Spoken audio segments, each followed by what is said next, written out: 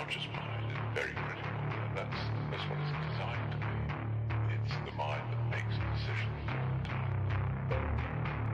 The unconscious has no critical judgment, so it's coming from an entirely different standpoint. If you want to make changes to the belief systems that you possess,